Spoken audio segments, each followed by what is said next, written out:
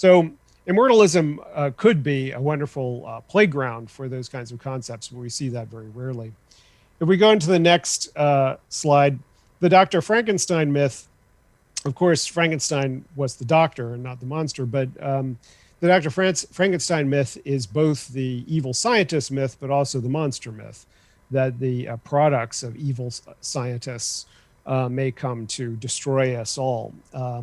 But Dr. Frankenstein and the monster Frankenstein, as a trope, you can, I think about the negative influence it may have exerted, because does it say anything necessarily about the ethics of cardiac defibrillators or organ transplantation? We have many forms of putting bodies back together, bringing people back from the dead, as it were, using electricity for therapeutic purposes. And I don't see very many Frankensteins walking around as a result. And so one can argue that the Frankenstein trope and the use of Frankenstein as a shorthand has not helped our imagination about the future. Go to the next slide. Animal uplift is another topic that I've written about and advocated for. And of course, the Island of Dr.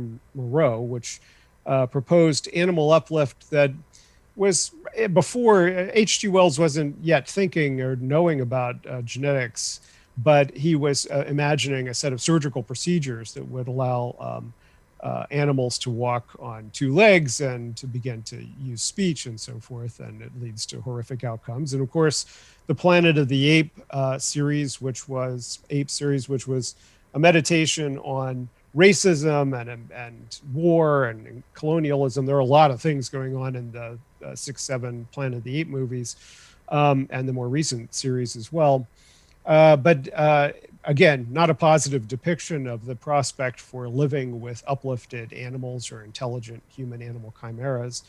The film Splice, a horrific film about a child that is created and raised by an evil scientist couple who has a bunch of lethal technologies in her body because of the different kinds of animals that they put her together from. There are very few examples of actual technologically created human-animal chimeras or uplifted animals in popular culture that are positive. And so we don't get a full grappling with those ethical issues in the ways that I would like to see. As I said, we do have lots of talking animals, but they're usually fantastic cartoon creations as opposed to technological meditations.